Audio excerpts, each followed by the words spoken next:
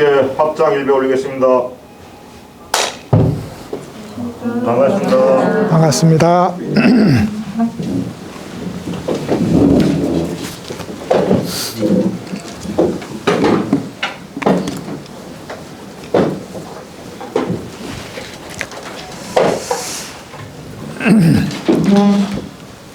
네, 반갑습니다.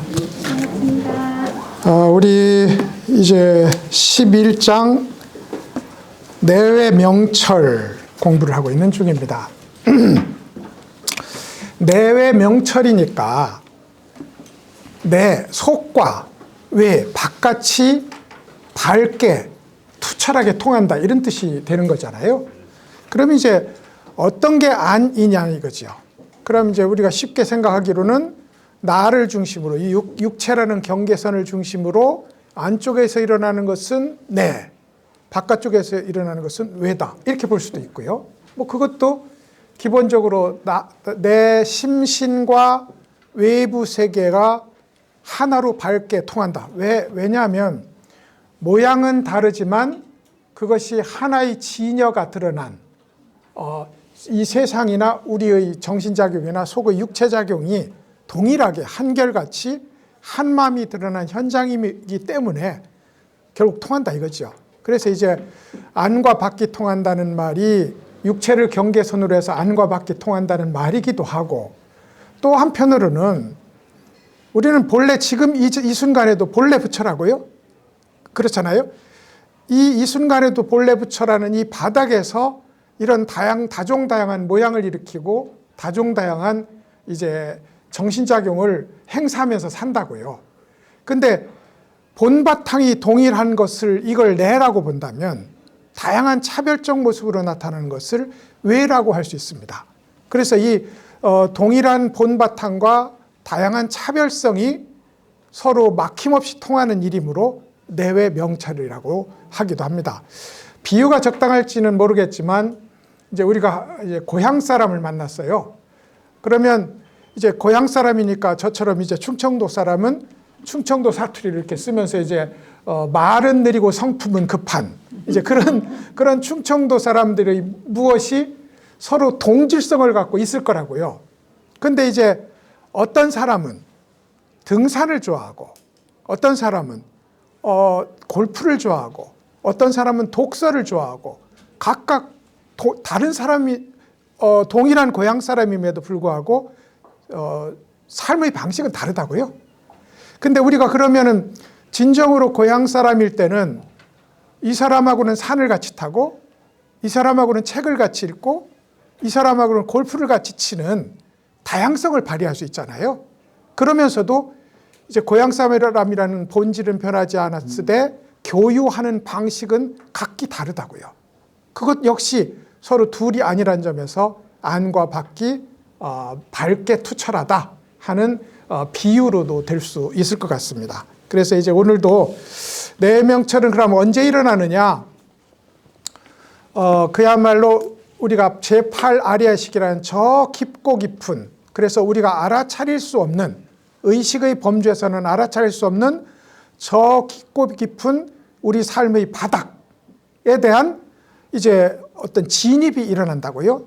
그러면 그 바닥에 대해서 아주 미세하고 작은 움직임이 일어나는 그 바닥에 대해서 우리가 진입이 일어났을 때, 그때 이제 성철 스님은 그때는 잠을 자도 명백하게 알아차리는 한 자리가 나타난다. 그걸 이름하여 부르기를 오메이르라고 부르자. 근데 오메이르는 어디까지나 도달처는 아니고요. 이 속에서도 끝없이 열심히 마음을 세워서 공부를 하게 되면 이제 이 관문을 통과해서 모든 소위 우리를 덮고 있는 다양한 덮개들이 사라지고 그저 진여와 한 몸이 되는, 움직여도 진여와 한 몸이 되고 가만히 있어도 진여와 하나가로 있게 되는 자리를 도달하게 되는데, 그게 이제 그때 일어나는 공통된 현상이 내외 명철이라는 겁니다. 내명철. 그러면 이게 이제 신통력은 어떻게 다르냐?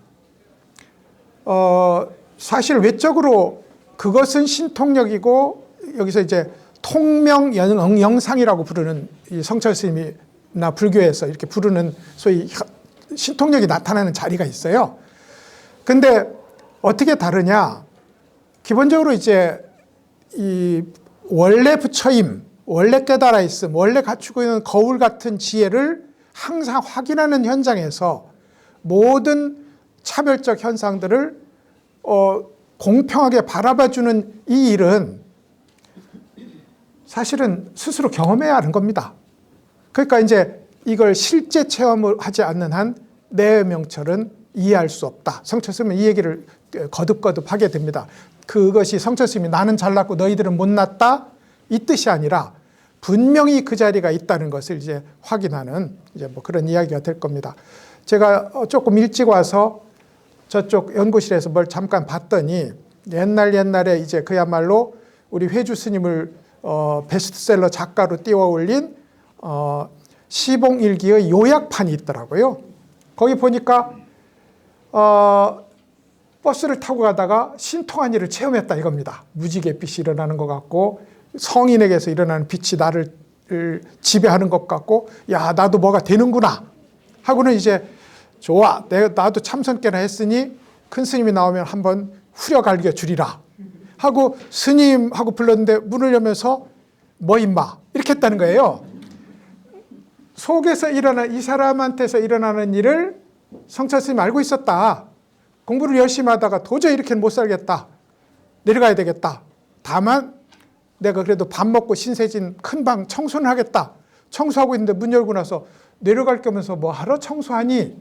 라고 물었을 때 성철 스님 이것은 이제 뭐 타심통의 차원에서도 알 수 있는 일이지만 아마도 성철 스님에게 있어서 동질성과 차별성에 대한 밝은 눈이 갖춰졌기에 실제로 그런 일이 일어났던 것이 아닐까 하고 짐작해서 우리가 생각해 볼 수 있습니다. 그렇겠죠, 그죠? 그래서 이제 내명철이라는 것은 사실 내명철을 이야기한 경전이 능엄경 외에 그리 많지는 않습니다. 그런데 성철 스님이 굳이 이 내외명철의 항목을 콕 집어서 이 선문정로의 19개 장 중에 하나로 집어넣었다는 것은 성철 스님이 가장 자신 있게 이것은 선에 있어서 깨달음을 점검하는 진짜 중요한 요소라는 것을 제시할 수 있는 자신이 있었다. 그 자신은 뭐냐? 확실하게 체험했다. 이렇게 이제 우리는 짐작하고 이 법문을 읽어나가야 될 것으로 생각을 합니다. 자, 그래서 이제 한 구절을 읽고 또 설명을 한번 드리도록 하겠습니다. 오늘 11-4를 공부할 차례예요. 잠깐만요. 읽어보실까요? 식음이 모두 사라진 이에게는 완전히 밝고 청정한 마음이 그 속에 발현하여 작용하게 된다. 한 줄만 먼저 읽어보죠. 식음이 모두 사라진 이. 한글로 써놓으니 지난 시간에 공부했지만 이게 뭐였더라 하는 이제 그런 단어가 돼버렸습니다. 우리를 구성하는 색수상행식 이것을 5 덩어리라고 불러요. 그러니까 5 물질이 덩어리 지어서 나타나는 게 우리입니다. 우리예요. 그러니까 물질적 요소 이걸 색온 혹은 색음이라고 부르고 그 다음에 느낌의 요소 그게 나를 구성하는 거잖아요. 너는 어딨니? 자, 이거 꼬집어보자. 이게 나잖아요. 너 어딨니? 그러니까 그 소위 느낌의 요소, 감각의 요소, 그리고 생각의 요소, 과거부터 내려오는 의지적 작용의 요소, 그리고 마지막 깊은 의식의 요소까지 합쳐서 이 5 요소가 서로 레고 맞추듯이 우리를 이렇게 짜 맞춰서 지금의 우리가 있다 이 말입니다. 근데 이것은 우리를 존재하게 하는 최소 조건인 동시에 우리를 중생이게 만드는 또 기본적 장애 조건이기도 합니다. 물질을 가졌으므로 물질의 장애를 받습니다.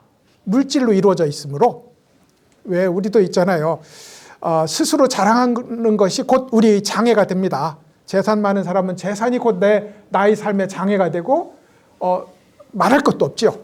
근데 물질을 가졌으므로 우리는 물질의 장애를 받습니다. 근데 공부를 쭉 하다 보면 물질로부터 자유로워지는 시점이 있다. 당장 꼭 그런 것은 아니지만 당장 우리 몸이 점점점 가벼워지고 그리고 1시간, 2시간, 3시간 시간에 상관없이 얼마든지 몸을 경편하게 쓸 수가 있고 그리고 조금 더 공부를 해보면 몸의 흔적을 스스로 찾아보기 어려운 뭐 그런 자리가 일어나는 것은 공부해본 사람들은 늘 얘기하거나 역대 스님들도 얘기를 했다고요. 그럼 이제 이게 그 시기에 물질로 인한 장애가 사라진다는 겁니다.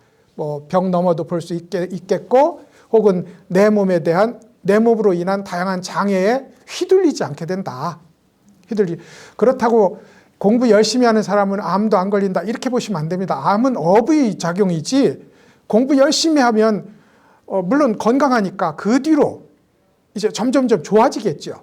그렇다고 암 걸렸는데 거기다 대고 너 공부 열심히 안 했지 이렇게 말할 수는 없습니다. 그건 이제까지 지어온 업으로 인해서 일어나는 것이니까 말이죠. 그래서 이제 그렇게 물질의 장애를 벗어나고 나면 느낌의 장애. 이제 더우면 더워서 싫다. 추우면 추워서 죽겠다. 춥지도 덥지도 않으면 맹맹해서 죽겠다.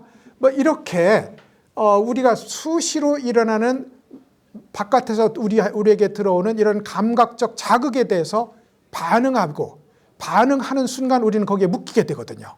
그 묶임으로부터 벗어나는 것이 소위 느낌의 장애를 벗어난다. 수온으로부터 혹은 수음으로부터 벗어난다. 그리고 나서 이제 당연히 생각의 덮개, 생각으로 인한 장애가 좀 많습니까? 이 세상에 생각만 안 하면 평화 유지될 게 엄청 많습니다. 평화 유지구는 생각 없는 거야. 근데 이제 생각이 일어날 때마다 전쟁이 없는 곳에 전쟁을 일으키고 갈등이 없는 곳에 갈등을 일으키는 것이 생각이라고요. 그래서 우리가 곧바로 무심으로 실천하는 염불이나 화두 참고에 들어가면 생각을 처음에는 재울 수 있고 그 다음에는 뿌리를 뽑을 수 있습니다. 그것이 이제 생각의 덮개가 사라졌다고 하고 그로 인해서 우리에게는 이제 관념으로부터 자유로운 굉장히 창조적인 거잖아요. 요 정도 가면 예술가가 막 쏟아져 나옵니다. 그렇겠죠. 생각의 틀에 안 갇히니까 생각의 틀로부터 벗어난 이런 이제 자유로운 경계가 나타난다는 거죠. 그 마지막이 이제 행운도 여러 가지로 이제 의식의 작용 혹은 관습적 힘의 작용으로부터 내가 스스로 풀려나는 일이 있게 되고 마지막으로 식음이 제8 아리아식이라는 우리가 현재 알 수도 없고 어떻게 작동하는지 원리조차 모르는 그 식음이 우리 바닥을 이루고 우리를 움직이고 있는데 그것이 사라지는 자리가 있다 이겁니다. 왜냐하면 오온의 마지막이니까요. 그 오온의 마지막이고 가장 심층인 식음이 모두 사라지면 완전히 밝고 청정한 마음이 그 속에서 발현해서 작용하게 된다. 무슨 얘기냐면 오온이 덮고 있는 게 뭐예요? 본래 깨달음. 오온이 덮어 가리고 있는 것이 진여, 열의 마음, 예? 그리고 한 마음이라고 부르는 뭐 어떻게도 불러도 좋습니다. 우리가 궁극적으로 지향하는 그것은 본래 있다고요. 하늘에 뜬 태양처럼. 근데 구름장이 한 층, 두 층, 세 층, 다섯 층으로 이걸 덮고 있다가 여기서 말을 하자니 한 층씩 벗겨내는 겁니다. 한 층씩 벗겨내서 최후 마지막의 의식의 구름을 벗겨내고 나면 본래 있던 태양이 그게 여기서 완전히 밝고 청정한 마음입니다. 이게 본래 있던 태양입니다. 우리가 지금 갖고 있고요. 그것이 모든 장애가 사라졌으므로 장애 없이 완전히 빛나게 된다. 그러니까 이제 우리가 지금 누가 깨닫는가? 라고 했을 때 오온의 덮개를 제거하면 나는 어디 있어요? 이 문제가 우리한테 늘 어려운 겁니다. 실제로 나라고 하는 건 전부 오온에 걸려 있어요. 그런데 오온의 덮개가 다 사라지고 나서 빛나는 건 그건 누가 빛나는 거냐? 그러니까 나라는 이 존재성이 진리의 광명을 가리는다고요. 그럼 나라는 존재성을 이런 방식으로 지우고 나면 내가 진리 그 자체가 되는 이때는 나라고 이름 붙일 수가 없다고요. 그래서 이제 내가 빛나는 게 아니고 내가 가렸던 나만 없으면 돼 세상은. 내가 문제야. 나를 지우고 나고 나의 공성을 확인하고 나니 본래 진리가 그대로 하나의 본래 부처가 그대로 환해서 나도 내가 갖추었던 부처에게 완전히 귀순하는 그런 일이 여기서 이렇게 완전히 밝고 청정한 마음이 발현해서 작용하게 됩니다. 그럼 이제 부처죠. 마음씀도 부처고 스스로 느끼는 것도 부처고. 이게 지금 능엄경에서 나온 식음이 멸진한 상태를 가리킵니다. 그 다음 구절 읽어보시죠. 이것은 바로 위로는 모든 부처님의 자비한 힘에 동화되고 아래로는 중생들의 간절한 소원에 부합하여 곳곳에 다양한 모습으로 나타나 중생들을 이익되게 하는 것이므로 발현하여 작용한다고 말하는 것이다. 이랬습니다. 위로는 부처에게 동화되고 아래로는 중생들과 합해요. 이미 깨달았는데 왜 중생들과 합할까? 잘 생각해 보시죠. 이게 내부의 명철의 얘기입니다. 위로는 위아래가 본래 없습니다만 우리가 상구보리 하화 중생이니까요. 위로는 부처님의 마음. 우리가 부처님이 만약에 재불 여러 부처님이라고 했을 때 한 분의 부처님, 두 분의 부처님, 100분의 부처님, 3000분의 부처님, 만분의 부처님, 항아사수의 부처님이 있잖아요. 근데 여러분, 연등불과 석가모니 부처님 사이에 이제 사제관계가 성립하지 않습니까? 그죠? 근데 연등불과 석가모니 부처님은 과연 다른가 같은가? 같아야죠. 부처님은 천이고 만이고 항아사수지만은 부처님은 한결같이 같아야 됩니다. 왜냐하면 본래 부처인 그 자리에 나라는 마지막 요소까지 다 떨어낸 게 부처라면 연등불의 마음, 석가모니 부처님의 마음, 그리고 과거의 부처님의 마음, 미래 부처님의 마음이 완전히 동일하다고요. 그리고 우리도 그 동일한 마당으로 들어가게 되는 겁니다. 그러니 위로는 부처님의 마음에 합하고 이렇게 되는 겁니다. 근데 위로 그럼 부처님의 마음에 합하면 중생들을 어떻게 하냐? 실제로 중생들이라는 게 본래 부처인데 그 바탕에서 이런저런 파도가 일어난 거거든요. 그래서 아하, 당신은 충청도 사람인데 등산을 좋아하시는군요. 당신은 충청도 사람인데 산책을 좋아하시는군요. 골프를 좋아하시는군요. 여행을 좋아하시는군요. 다르잖아요. 그럼에도 불구하고 충청도 사람들 이건 같지 않습니까? 같잖아요. 그러니 만약에 애향심이 충분한 사람이라면 그 다양한 취미에 합해서 이 사람하고는 골프를 치고 이 사람하고는 수영을 할 거라고요. 그것처럼 부처의 자리에 통합된 사람은 이 세상을 떠나는 게 아니라 나와 함께 마당을 공유하고 있어요. 중생들조차 공유하고 있으니 만나서 아하, 골프 좋아하시는군요. 자 하고 필요한 목이 마르니 물 드시지요. 배가 고프니 식사하시지요. 몸이 피곤하니 잠깐 쉬시지요.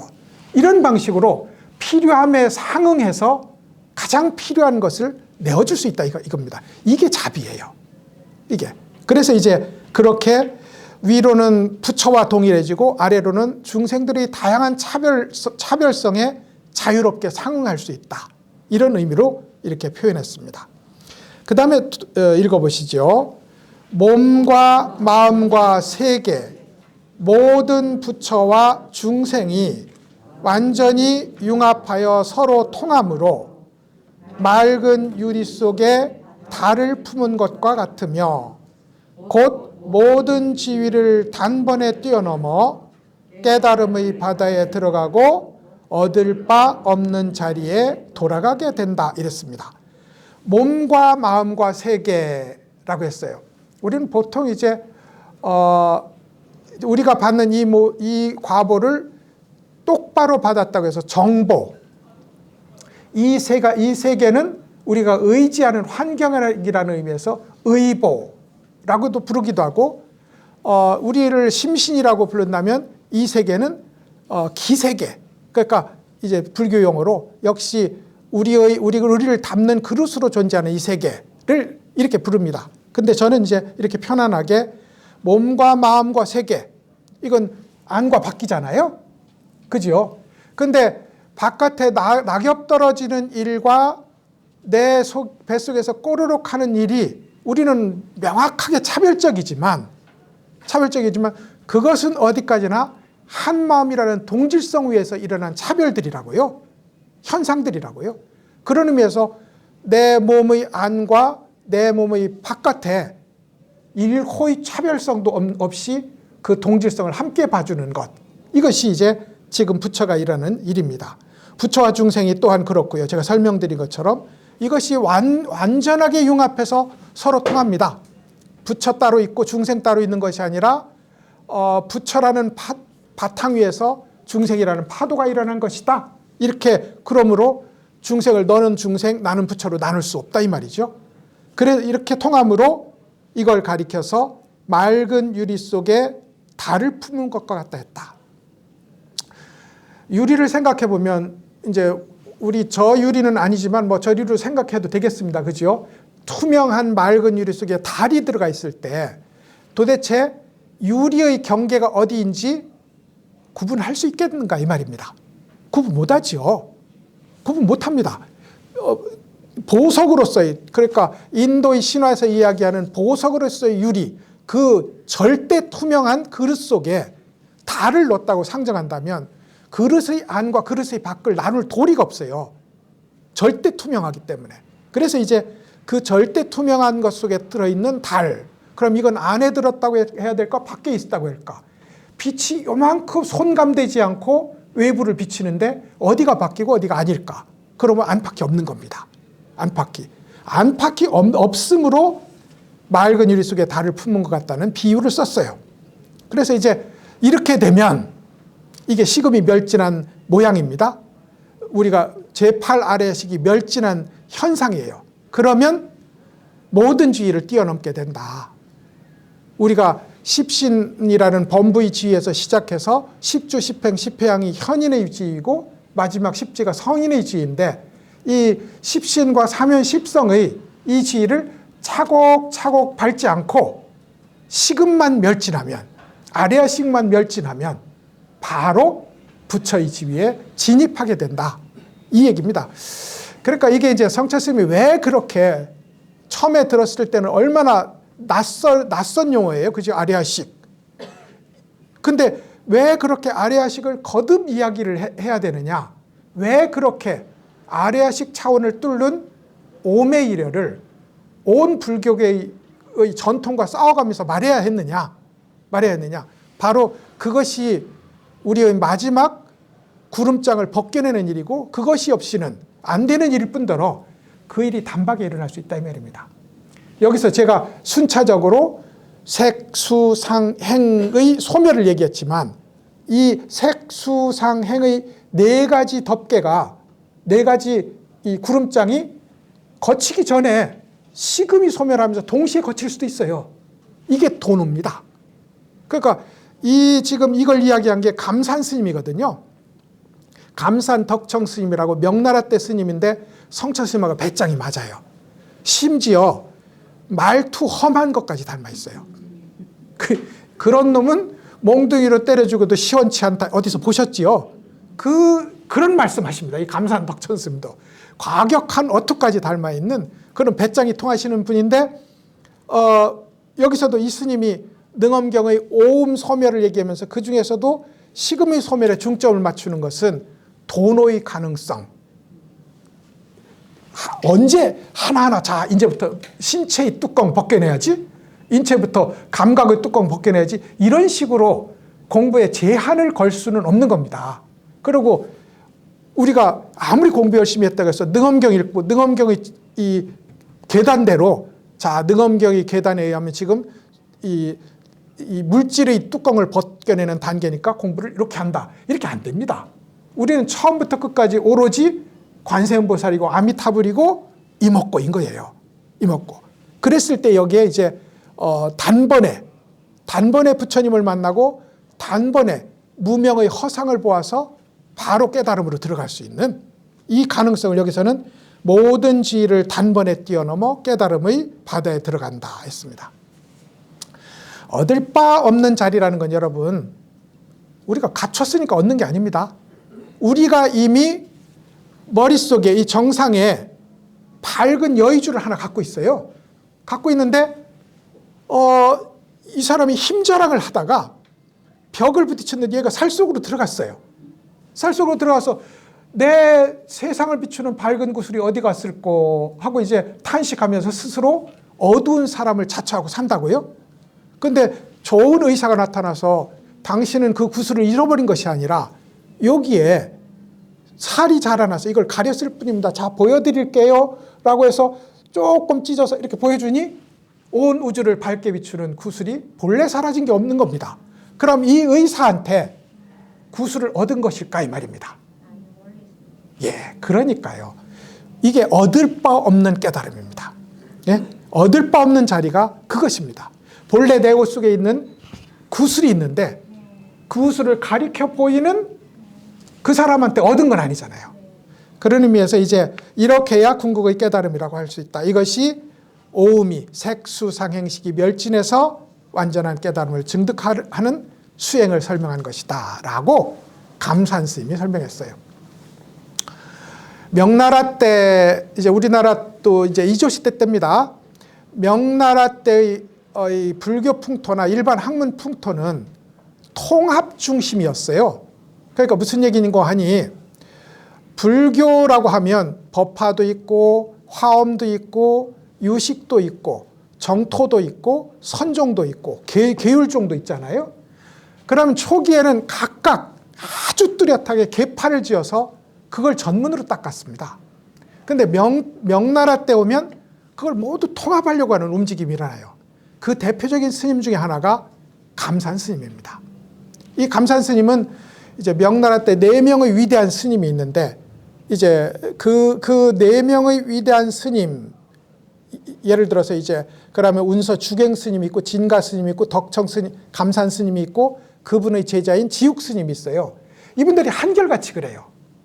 한결같이 여러 학문을 통틀어 했고 심지어 장자, 유가까지 함께 하는 학문상에 어마어마한 공부를 했던 이제 그런 천재들입니다. 근데 이제 그 중에서 감산 스님은 선에 특히 뛰어나서 여러 종파를 통합했음에도 불구하고 이 선이라는 용광로를 가지고 정말 잘 녹여낸 그런 위대한 선승으로도 이제 꼽히는 분입니다. 이분이 실제로 공부했는데 그랬대요. 화두를 들고 공부를 하다 보니 이제 이분이 그리니까 저한테 거짓말 한다고 하지 마십시오. 몸이 사라진 거야. 아무리 봐도 몸을 찾을 곳이 없어.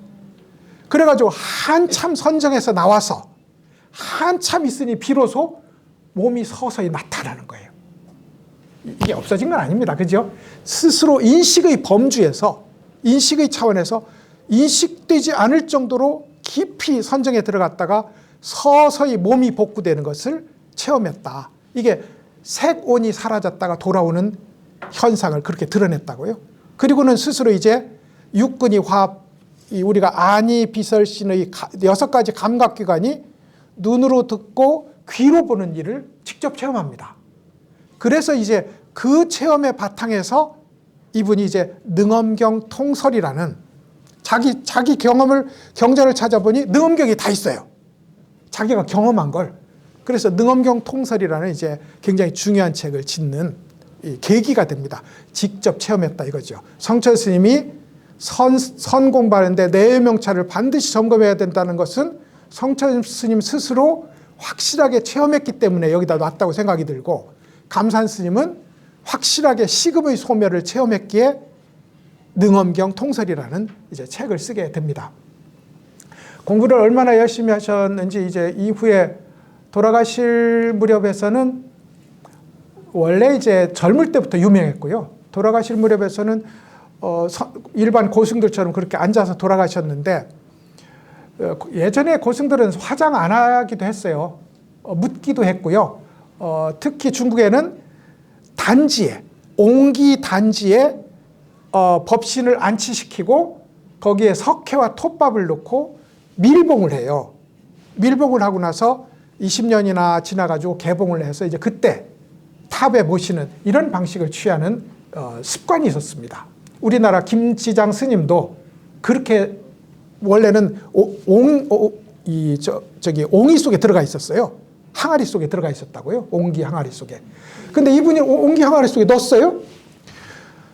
넣었는데 이제 뭐 나중에 육조 스님의 이 전설이 깃들인 남화선사라는 곳에 이제 이분이 가서 그 사찰을 완전히 재건을 하는데 그 절에 와서 이제 20년 만에 밀봉을 해체해 보니 피부가 빨간 겁니다. 피부가 머리카락은 길어 있고 손톱도 길어 있고. 근데 이제 공기를 만나니까 여기서 혈색이 싹 사라지는 거예요.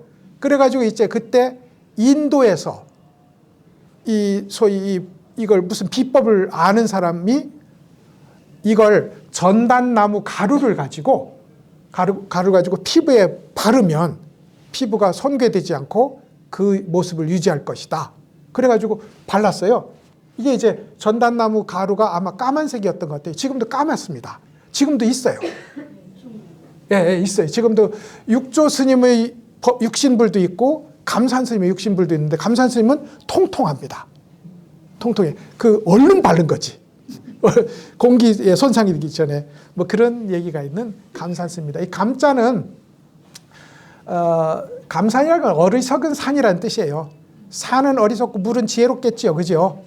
뭐 누가 와서 시비를 걸어도 가만히 있지. 물은 상황에 따라서 돌기도 하고 직진하기도 지혜로운 상징이잖아요. 산은 보기에 따라서 어리숙해 보입니다.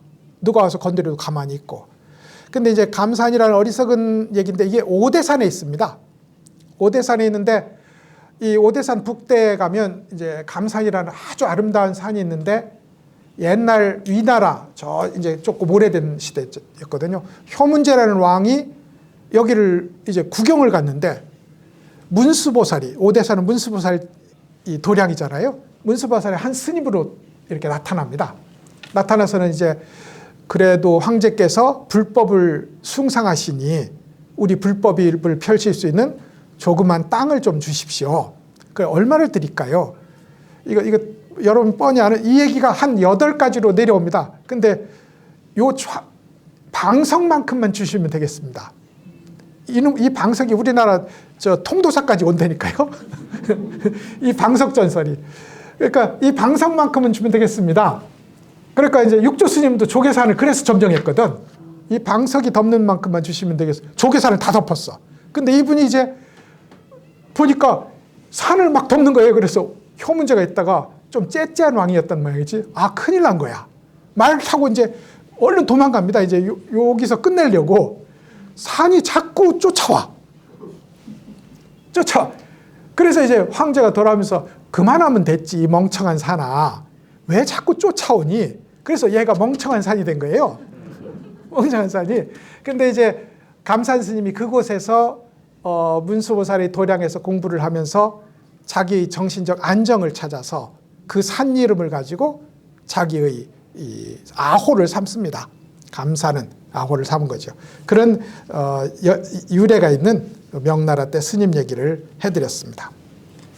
자, 한번 정리를 해보실까요? 우리는 본래 부처다. 그죠? 진여라는 바탕이 있다. 바탕이 있다. 본래 깨달음이라는 바탕이 있다. 근데 그 본래 깨달음에서 알지도 못하는 사이에 볼록 불쑥하고 한 생각이 일어납니다. 그게 무명이에요.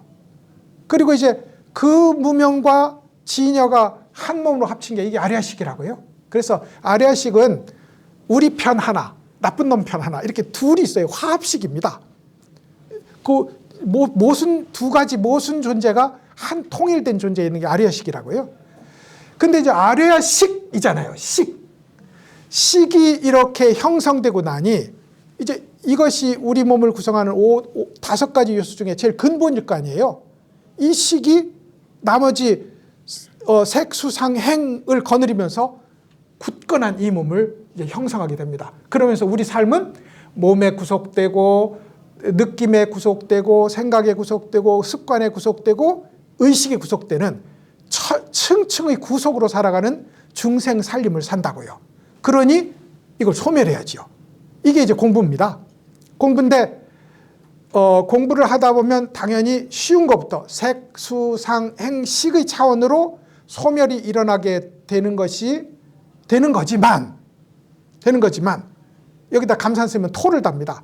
그것은 약간 자질이 부족한 사람이 그렇게 하는 거고, 우리 같이 자질이 충분한 사람은 단번에 무명의 자리를 보고 단번에 식음의 자리를 보아서, 아리아식의 자리를 보아서 그걸 타파에 들어간다.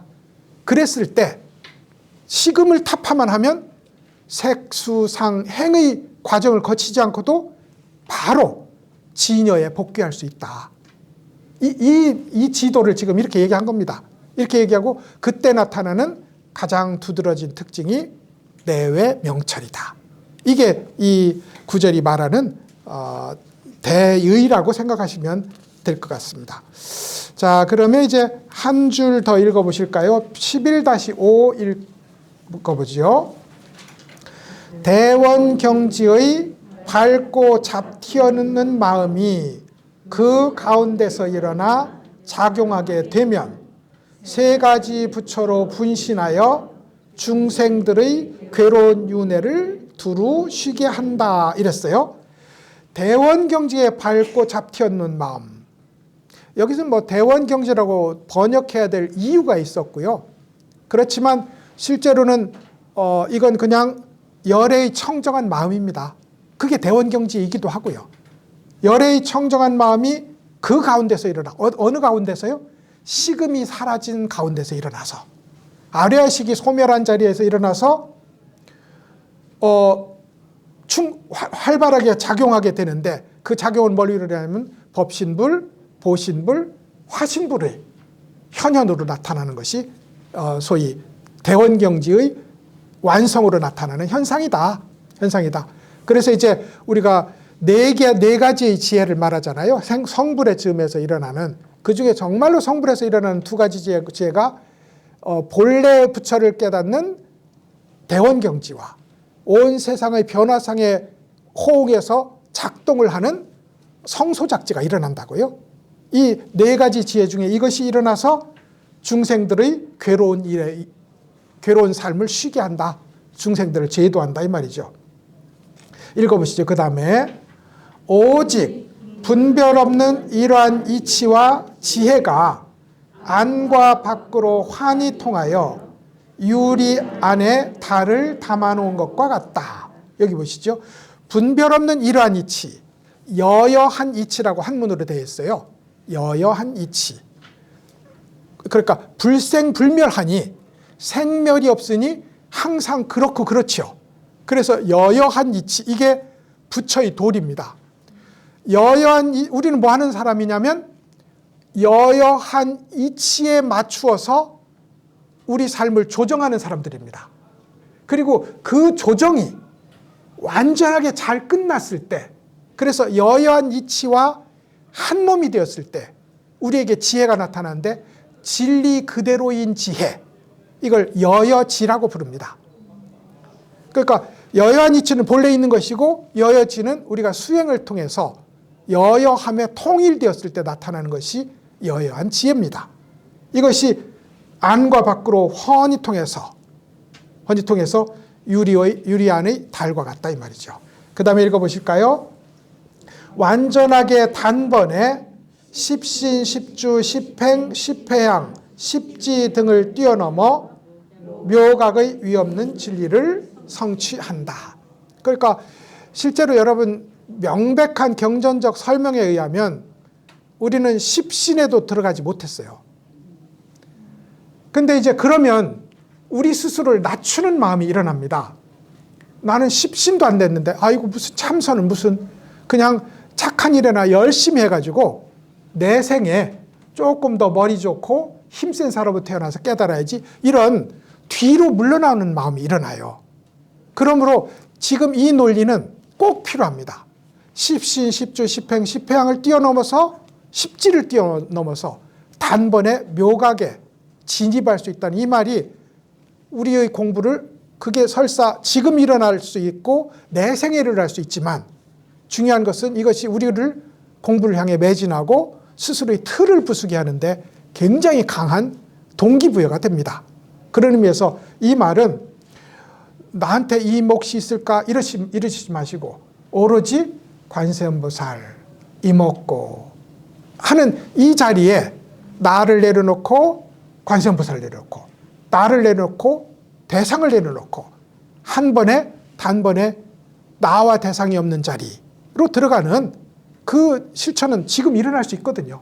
그렇게 매번의 실천에만 의미를 두고 나는 언제 부지하 세월에 그 일을 이룰까 이런 마음은 접어둘 필요가 있다. 이런 생각이 이제 여기 있습니다. 이것은 이제 앞에서 읽었던 것과 사실은 동일한 주제지요. 동일한 주제인데 지육 스님이라는 역시 이제 아까 제가 명나라 때 4명의 위대한 스님 중에 제일 꼴찌인 제일 꼴찌라는 건 제일 후배 스님이라는 뜻입니다. 제일 꼴찌였는데 이분은 그야말로 불교의 모든 것을 다 한 그러면서 그 중에서도 이제 유식에 가장 뛰어나서 경전의 해설에 유식학을 제일 잘 썼던 분이기도 합니다. 예를 들어 대승기신론이라는 것도 이 지육 스님의 강설을 한 게 있어요. 근데 거의 유식학의 바탕에서 해설을 합니다. 이 지육 스님의 대승기신론 강설은 말이죠. 그래서 이제 그런 뛰어난 스님이 이제 이 지육 스님이었던 거죠. 그렇게 이제 설명을 드리면 되겠습니다. 다음번 11-6을 하고 쉴까요? 자, 보시죠. 11-6 읽겠습니다. 번뇌를 일으키는 대상 경계가 사라져 고요하게 되면 몸과 마음의 안팎이 한순간에 청정해지고 시방이 환해진다. 이래 보시죠. 번뇌를 일으키는 대상 경계가 사라진다. 식음이 없으면 이제 의식할 곳자 없으니까 대상 경계는 당연히 사라지죠. 왜냐하면 우리가 무명에서 보는 측면이 일어나고 보는 측면이 일어남과 동시에 대상 경계가 세워집니다. 이게 3가지의 미세한 움직임이라고 해서 아래아식의 3세라고 불러요. 근데 아래아식이 사라졌으니 대상 경계도 사라지는 거죠. 대상 경계가 사라지면인데 우리는 현실적으로 대상 경계를 사라지게 하는 좋은 방법이 있습니다. 그게 뭐냐면 대상 경계를 상대해 주지 않으면 돼요. 어떻게 해요? 좋은 것 많이 안 보면 됩니다. 욕망이 갈 만한 것을 많이 안 보면 돼요. 그게 뭐예요? 그게 계율입니다. 그러니까 계율은 별거 아니고 유치한 것 같지만 계율은 부처님의 행동이라고요. 계율이라는 것 자체가 부처님이 움직인 것을 복사해 놓은 것이 계율이라고요. 그러니까 계율은 시시한 것 같지만 실제로는 우리 실천에 있어서는 계율을 하지 않는데 도를 통했다 이렇게 안 되는 거예요. 그런 의미에서 이제 우리 같은 초보자도 이제 막 발심을 한 사람도 가능하면 조금씩 더 소위 부처님의 실천 행동에 맞게 이 좋은 거 안 보고 좋은 거 충족시켜주지 않고 욕망을 충족시켜주지 않고 자기가 바랄 것을 점점 끊어나가면 되는 겁니다. 끊어나가면. 그리고 당연히 생명을 가진 것을 죽이지 않고 남의 것을 훔치지 않고 뭐 이렇게 하는 거죠. 그런 것들이 이제 계율에 있어서 가장 중요한데 능엄경은 이것도 능엄경이거든요. 감산 스님의 능엄경 해설이란 말입니다. 능엄경은 우리가 10가지 악이 있어요. 생각해 보실까요? 살생이 있고 도둑질이 있고 사음이 있고 그다음에 뭐 입이 짖는 이제 이런저런 여기 가서 이 말 저기 가서 저 말 두 말 하는 일이 있고 아름답게 꾸미는 말이 있고 그다음에 남한테 욕하는 말이 있고 또 뭐가 있죠? 거짓말하는 게 있어요. 이렇게 이제 4가지가 있다고요. 그리고 나서 이제 탐진치가 우리 마음속에서 일어나서 합치면 10개의 악이 된다고요. 10개의 악이 되는데 10개의 악 중에서 살생이 제일 앞에 있으니 살생이 1번일 것 같지만 능엄경은 단연코 모든 번뇌의 왕은 음욕이다. 이렇게 이야기합니다. 그래서 능엄경이라는 것 자체가 이 안안의 음욕과 관련되어서 이제 설해진 거거든요. 그러니까 이제 마든가에게 정신을 팔려서 계율이 깨질 지점에 이 부처님께서 이 주문을 내려주고 경전의 내용을 설한 것이 이거란 말입니다.